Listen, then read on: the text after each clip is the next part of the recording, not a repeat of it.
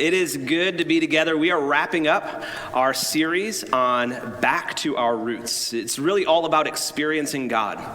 That is at the core of who we are as a people. We are those who experience God. In fact, the whole world has the opportunity to experience God. Only the problem is we don't always do so. We don't always set aside the space in order to make that happen.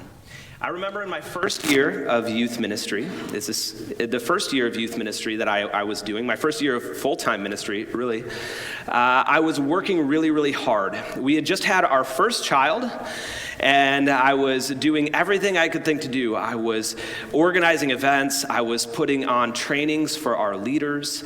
I was doing retreats. In fact, the first week that I had in ministry was a horrendously executed missions trip to a different state with our students. And it was a busy, busy time, and I was doing everything I could. I was visiting schools. I was visiting a couple of the kids that had gone into the hospital and trying to figure out how to raise kids all at the same time.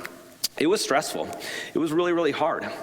And every day I would think, when is the breakthrough going to happen? When are we going to experience God? And I thought, well, maybe I need to work a little bit harder. Maybe I need to do a little bit more. Maybe I'm just not doing enough. And so I worked on that. I felt the Lord, after a little while, redirect my attention. I felt the Lord call me to something different. And what he ended up calling me to was not just a little bit of break, not just a little request for his breakthrough, but a season away.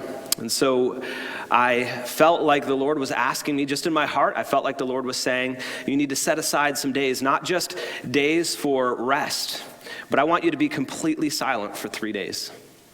And so I went away. I went to a retreat center where they hold, they call it giving the gift of silence. And there may be other people there. You're not rooming in the same in the same room with other people, but you all give each other the gift of silence. Even our meals were shared in silence. It was interesting. 3 days of silence. It was interesting because I found that in the midst of that silence, God was bringing breakthrough to me.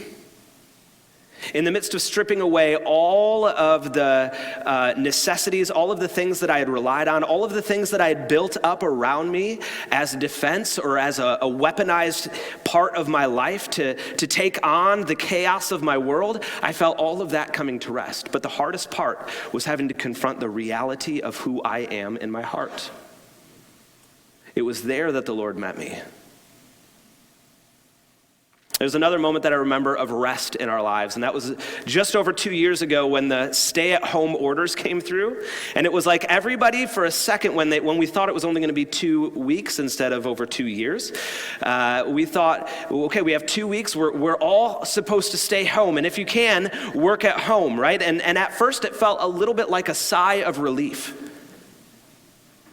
At first, we were a little bit excited. Okay, great, we get to do these meetings. I don't have to get dressed from the waist down, right? We just have to, whatever shows up on Zoom, that's what we have to be ready for. And it was great. People had this sigh of relief. People were starting to live at a slower pace. People were excited about things like rest. And they were doing weird things like baking a lot of bread for some reason. Right? I think it was the reality that we could rest long enough to realize that our life is lacking in a few things, and some of those things are recreative activities, things that recreate us as humans. It was this moment where we got to breathe. But over time, we grew restless. Over time, we realized that, you know what, I feel like I've rested enough. I'm ready for the chaos of life again. And then when we were called to come back slowly and maybe not all at the same time, but as soon as the normal life started to present itself again, we embraced it with open arms. I think we realized something. I think we realized the truth that when we slow down, we have to deal with the realities of our lives. Here's the truth about running from the chaos of our lives, is it's a little bit like a loan. You can run from it, you can defer it for a little while, but once it comes due with interest. You can run from the chaos, the reality of your heart, of the world around you only for so long, but then when you stop running, you feel the crushing weight of your chaos and your reality, internal and external, only it comes back with interest. There is no way to outrun chaos. There is no amount of striving. There is no amount of running. There is no amount of numbing or hiding that can completely take it away. And so we feel like we have to keep busy. We feel like if we just surround ourselves with enough activity, if we just fill our schedules, or if we just fill our minds and our hearts with enough activity, we'll just be able to continue to escape the realities of our hearts.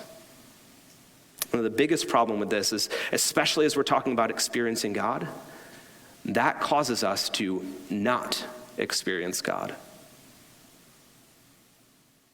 That causes us really just to defer the chaos, and then eventually it comes due, but with interest.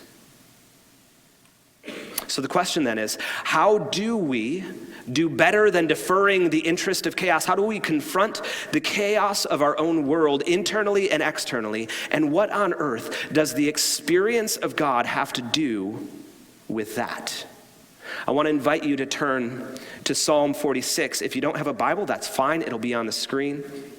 Now, interestingly, the prayer that Janine read, that we read together as we interceded for what's going on in Ukraine, it relies heavily on this passage, and we had no clue going into this. It all just kind of worked out really, really well together. But we're going to be diving into Psalm chapter 46, and it's a familiar psalm to some of us. If you grew up in the church or you've been around the church for any amount of time, there's probably a line out of this passage, out of this whole psalm, that will sound familiar to you. But I want to ask you to approach it with fresh eyes this morning.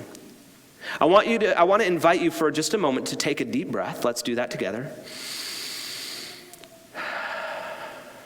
Be sure to let it out. And I want you to hold the chaos of the world around us, and maybe it's an internal chaos that we're feeling. I want you to hold that front and center out in front of the Lord. Just imagine it being in the palm of your hand, holding it out to the Lord as we read this psalm together. By together, I mean I'm going to read it and you're going to listen to it, okay? Just to clear that up. God is our refuge and strength, and ever-present help in trouble. Therefore, we will not fear. Though the earth give way and the mountains fall into the heart of the sea, though its waters roar and foam, and the mountains quake with their surging. There is a river whose streams make glad the city of God, the holy place where the Most High dwells. God is within her. She will not fall. God will help her at break of day. Nations are in uproar. Kingdoms fall. He lifts his voice. The earth melts. The Lord Almighty is with us. The God of Jacob is our fortress. Come and see what the Lord has done, the desolations he has brought on the earth. He makes wars cease to the ends of the earth. He breaks the bow and shatters the spear. He burns the shield with fire. He says, "Be still and know that I am God.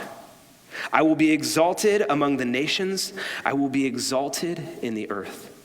The Lord Almighty is with us. The God of Jacob is our fortress."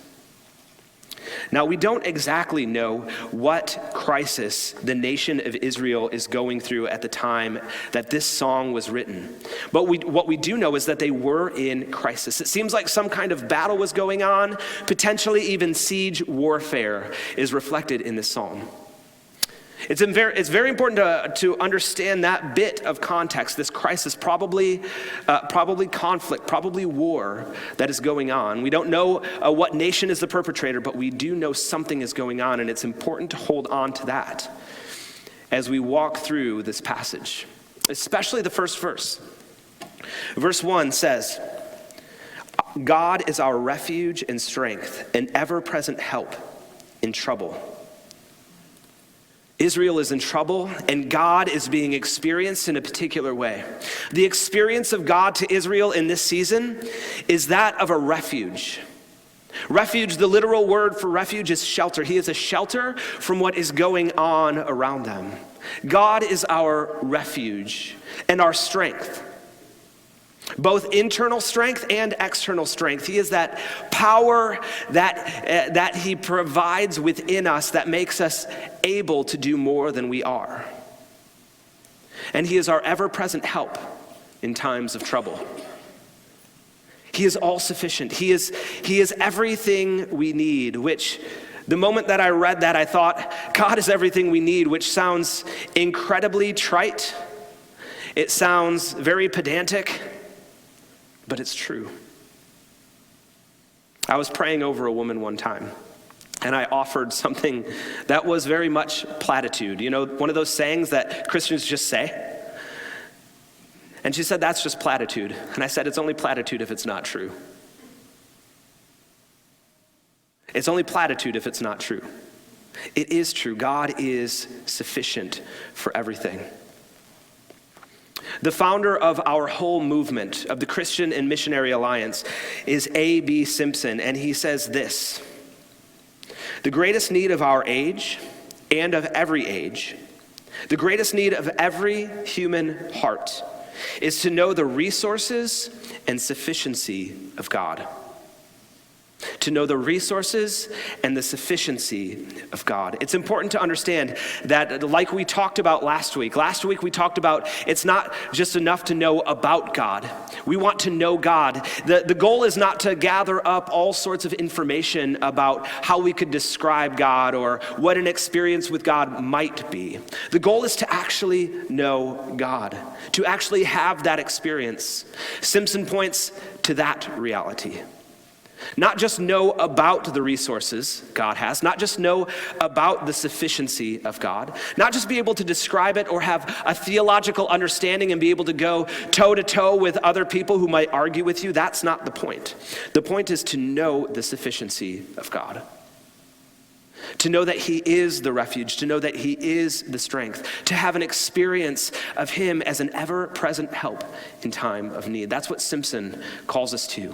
And he says that this is the greatest need of every human heart throughout time and history. It's to know this reality, to experience this reality about God. And it's this reality that Psalm 46 opens up with. Not just that God is descriptive. This is not just a description of God. This is the experience Israel has with God. He continues on, in light of this, in verse 2, in light of this refuge and strength and ever-present time, help in trouble, the author says, therefore, we will not fear. Because this is who God is, because this is our experience, we will not fear. And then he gives some really extreme things. Though the earth give way, and the mountains fall into the heart of the sea, though its waters roar and foam, and the mountains quake with their surging. There's a word picture being painted here. Again, this is poetry. And so the author is painting a picture that takes us all the way back to Israel's origins, to the earth's origins, to our origin, to the creation of everything.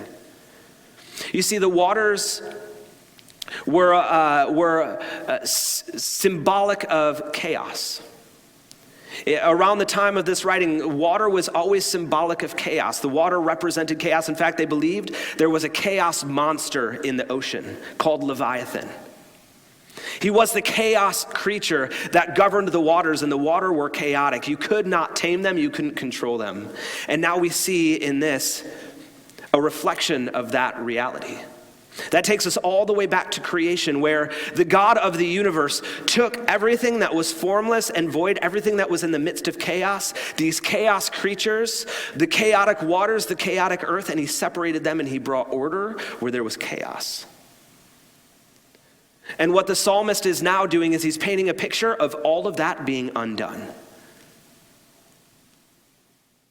The waves are chaotic. The earth is sliding back into the chaos of the waters. All of the created order is being undone. Things are going from order now to chaos instead of chaos from order. The world is literally collapsing as he paints this word picture.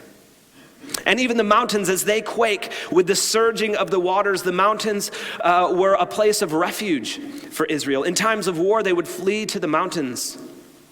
But it wasn't just in times of crisis. It wasn't just about being a refuge. There was also something rich in worship for the people of the ancient Near East in the high places. That's the place they would build their temples. It was the place that they would build their altars. It was the places of their worship.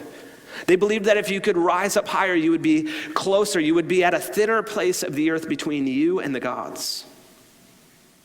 And so they would build their altars of worship up there thinking that it was just a little bit easier to access this divine space. So it's describing the collapsing of both shelter, everything they had relied on in crisis and trouble, but also this place of divinity, everything that they held dear, everything that they thought was transcendent above them, and everything that they could escape to is now collapsing into the heart of chaos.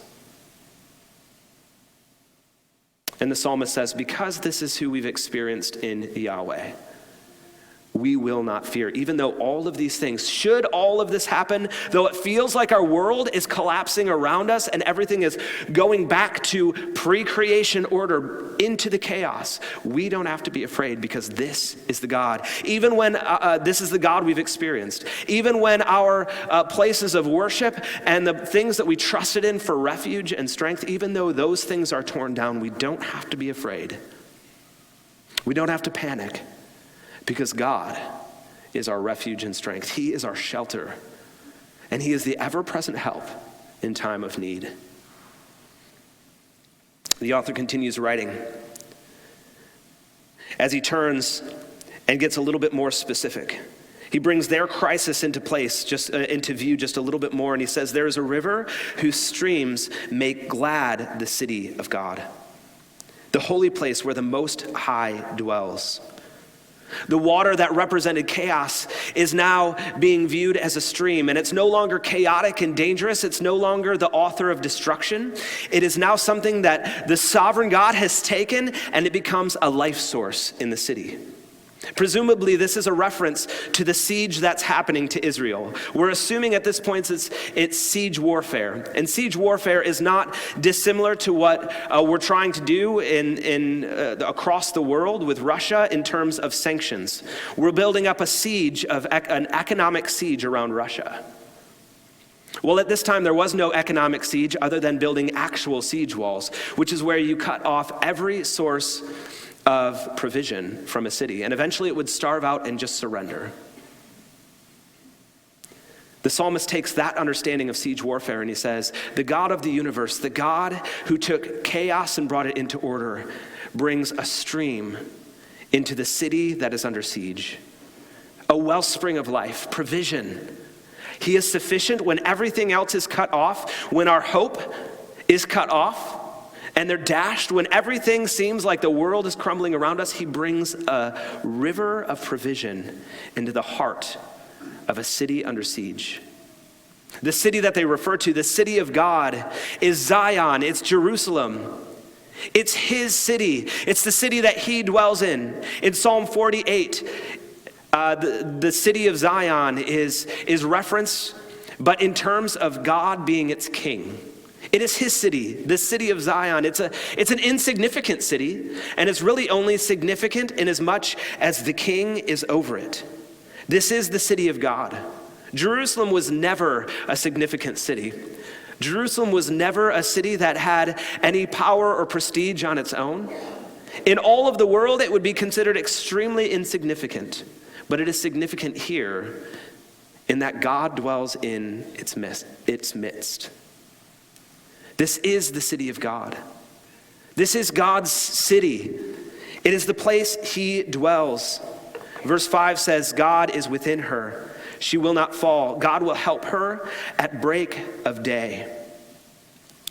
Because God is with them, he is their shelter, he is their power, he is their strength, the ever-present help in time of need. It is his city. They do not have to fear, and help will come at break of day. Break of day, again, is a hyperlink back to the provision of God.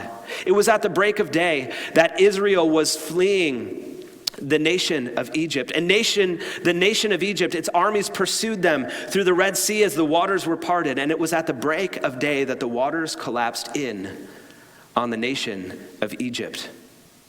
And deliverance came to the people of Israel. You see, Israel believed that no matter what situation they were in, their experience of Yahweh would be the same as it always had been throughout time and space.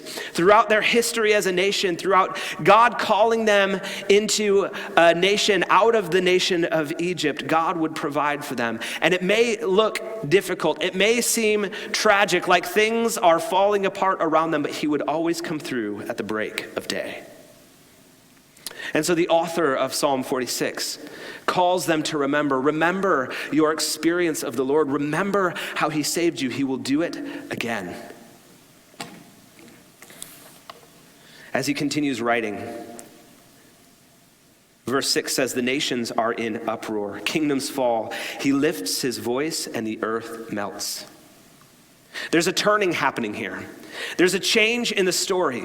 No longer is the psalm dwelling on the chaos around them. No longer is the author dwelling on the crisis and the war going on outside their walls. Now he turns the narrative and he says that when the Lord is present, when we experience him, the nations are in an uproar and the kingdoms will fall. And not just kingdoms, not just the order of man, but all of creation.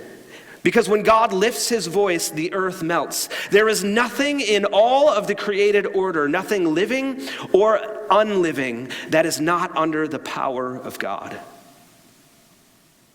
And when he lifts his voice, when we have an experience of him, it's like things are melting.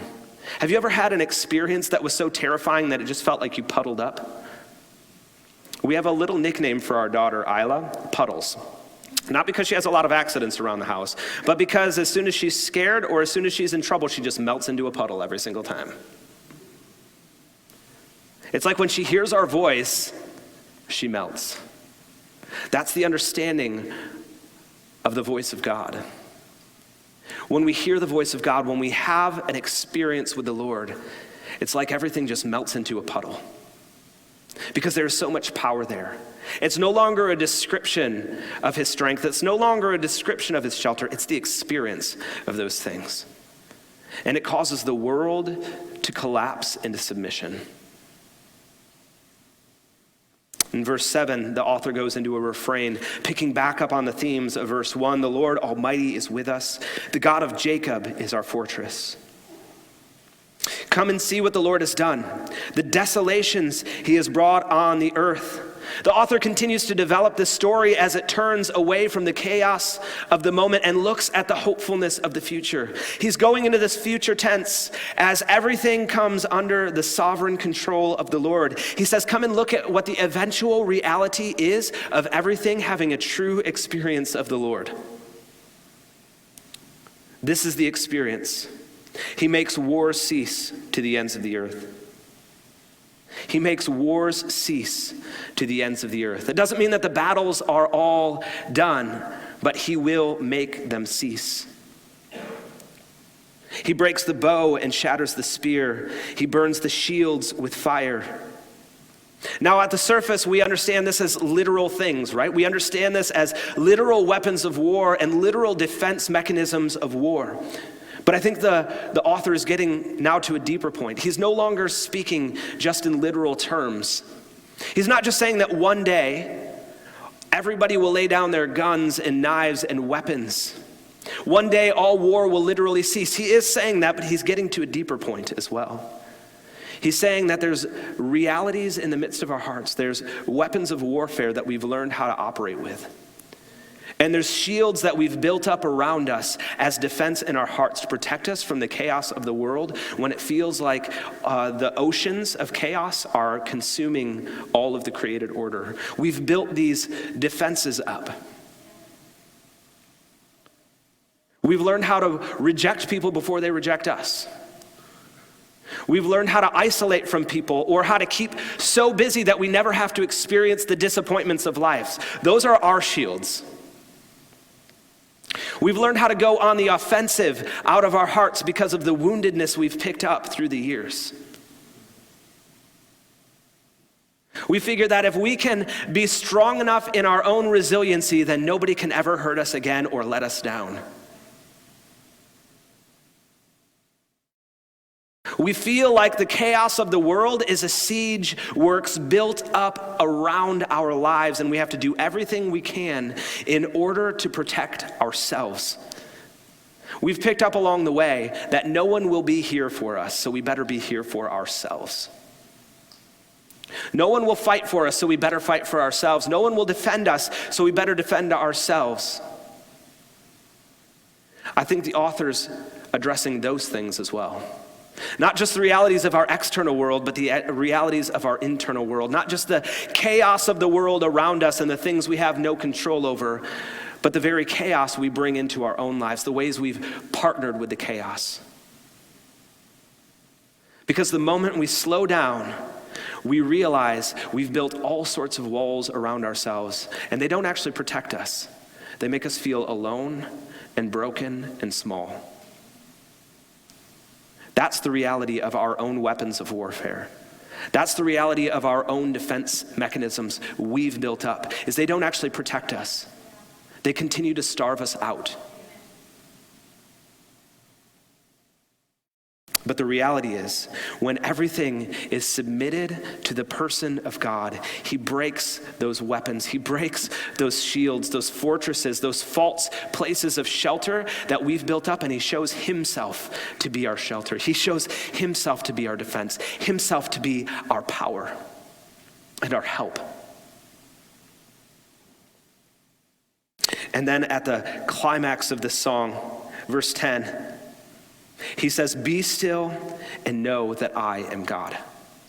Be still and know that I am God. I will be exalted among the nations. I will be exalted in the earth. Now, at the surface level of be still, it sounds like there's this kind of blessing, there's this invitation to stillness, right? Which is something at times I crave in my heart, but that's not actually what's going on. As scholar Derek Kidner points out, be still is not in the first place comfort for the harassed, but a rebuke to a restless and turbulent world. Let me say that again. Be still is not in the first place comfort for the harassed, but a rebuke to a restless and turbulent world. One of the things I saw over the last 2 years is that when we get enough rest and when we get enough downtime, we will run from it because it reveals the chaos of our own world. And we will re-embrace the chaos of our world, and we will happily live within our own shelters. So we need to hear these words, be still, not as a loving invitation, but as a loving rebuke. It's a rebuke for our own good. It's a rebuke for our safety. It's a correction to be still, not just to the world around us, but to the world inside our own hearts. Be still. God has always been speaking into the chaos of the world.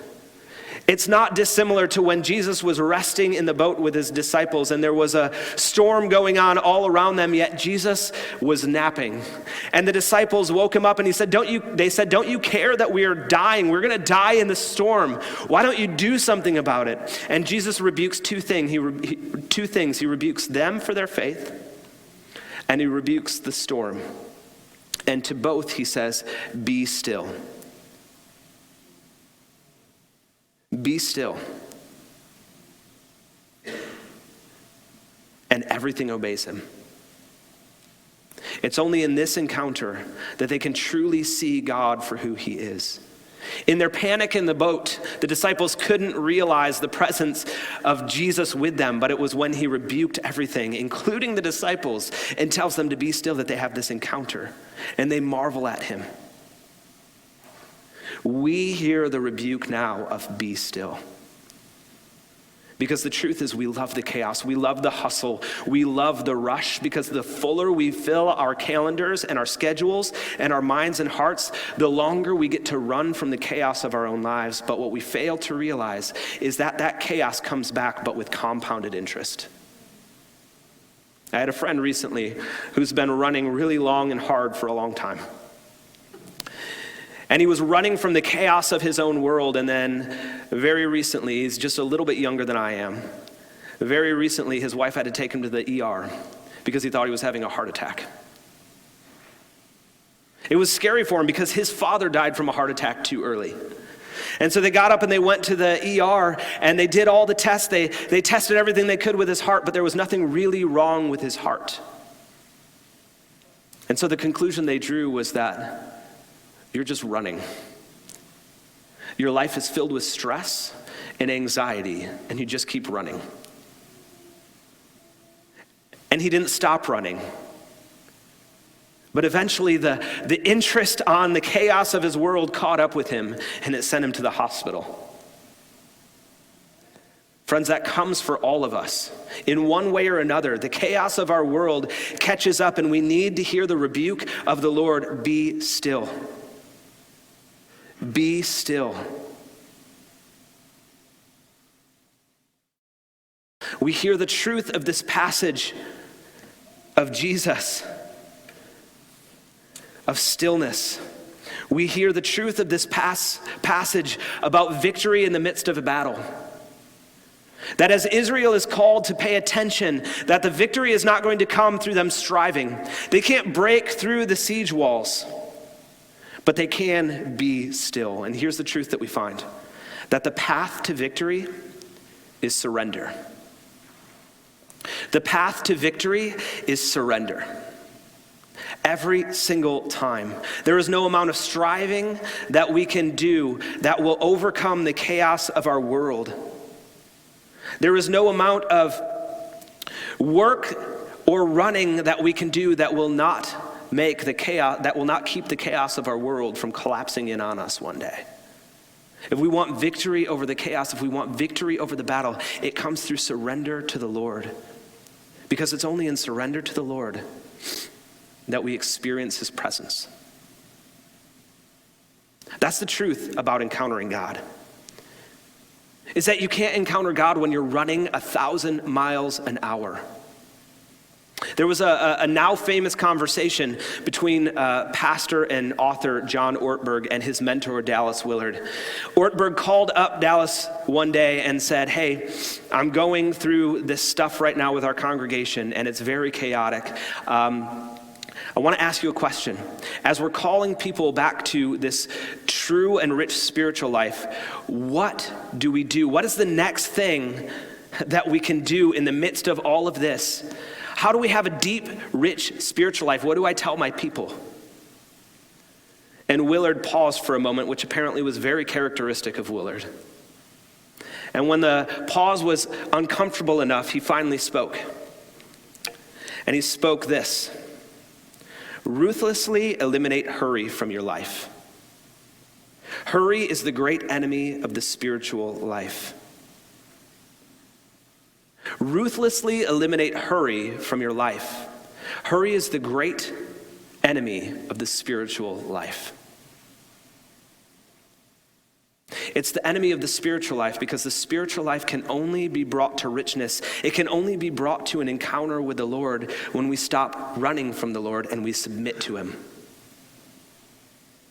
True richness of the encounter with God, the spiritual life, can only be found when we stop trying to defend ourselves and battle off every bit of chaos in our lives and realize that the Lord is our shelter and our strength, our ever-present help in time of need. That's our encounter of him.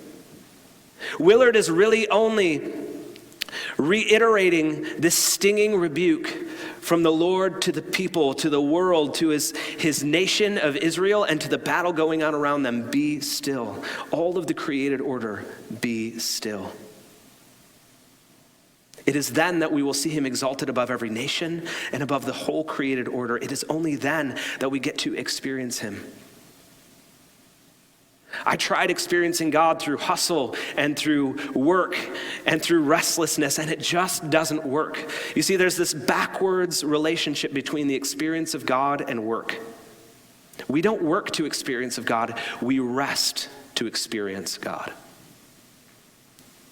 God is not a bully, he is a gentleman. The book of Revelation says, "Behold, I stand at the door and knock. You see, the Lord doesn't open the door for you. He knocks at the door for you. The problem is most of the time we are so busy with our lives, we are so consumed and willing to give in the chaos of our hearts and the world around us that we don't even hear the knock at the door. So what do? Unfortunately, I don't have 3 things for you to do this week. I have one thing for you to do that can be carried out 1,000 different ways. And that is create margin in your life. You want to experience God? You want to experience everything we've been talking about over the previous weeks? You have to create margin in your life.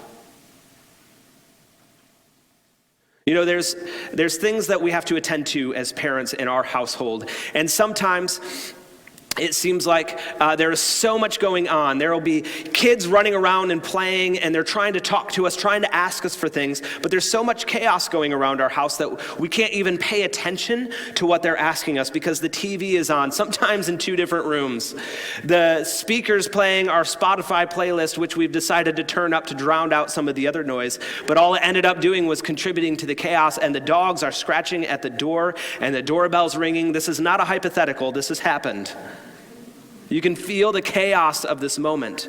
And it isn't until we go and we start turning off the TV and we lower the sound on the speakers that we can give our attention to the primary thing that we need to take care of.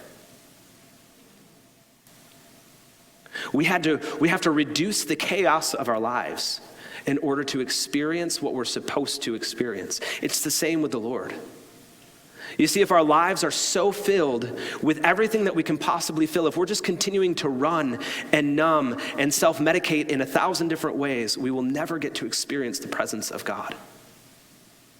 We will always be deferring the interest, but once we start to create margin in our lives, we start to create pockets of time where we can experience the Lord.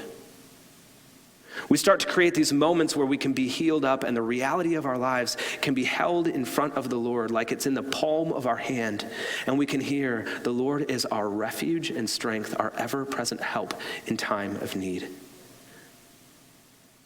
We can hold it out in front of him and we can hear him speak to us when we create margin. And it's like the chaos of our lives is melting at the sound of his voice. It's only in those moments of creating margin that we can be healed up and restored from the trauma of life, the hits that we've taken. It's only at that place of margin that we can allow the Lord to start breaking down our weapons of warfare and burning the shields of defense that we've made for ourselves so that we can truly experience him. For some of us, we've created a calendar that is so full, there is no chance of God breaking into it because we're just running from one activity to the next. We have to create margin. Maybe you're like me. I honestly, I've done a pretty good job about not jam-packing my calendar full of activities. Yet there's still a hurriedness in life that I have to figure out how to ruthlessly eliminate. It's the hurriedness and the clutter of my own heart. It's like I'm in a hurry even if I have nowhere to hurry to. I was riding one day in the car with our oldest son, Asa, just taking him to school. Honestly, there's plenty of time in the morning. There's no need to rush. And he looked at me one morning, and I was trying to zip in and out of traffic and get there as fast as I could and get home as fast as I could. Now, again, there's nothing that I needed to rush for. But he looked at me and he said, "Why are you so frustrated? Why are you trying to go so fast?" It's like, well, they're driving too slow. I don't like how they're driving. I don't like any of this. And he said, "But we're not in a hurry. We have plenty of time." That doesn't matter. I'm in a hurry. You see, there's something that we are in love with in our hearts about the chaos, that even when we're not full to the brim in our schedule, we'll still embrace the chaos of our own hearts and we'll hurry from one thing to the next. You can identify it in small but subtle ways, like going to the grocery store and identifying which line is the shortest. You might not have anything to get back to really quickly, but you'll be darned if you're going to wait in the long line.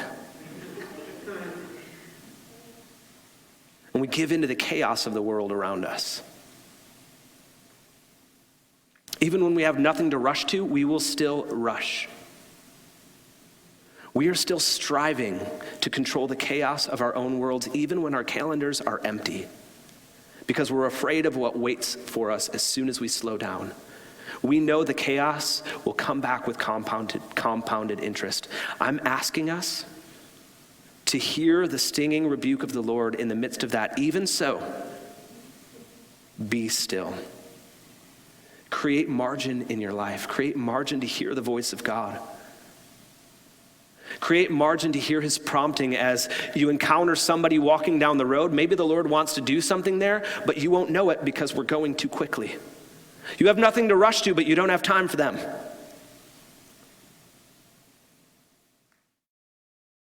When we create margin, God breaks in. And we encounter him not just in descriptive ways, but in true realities of our heart.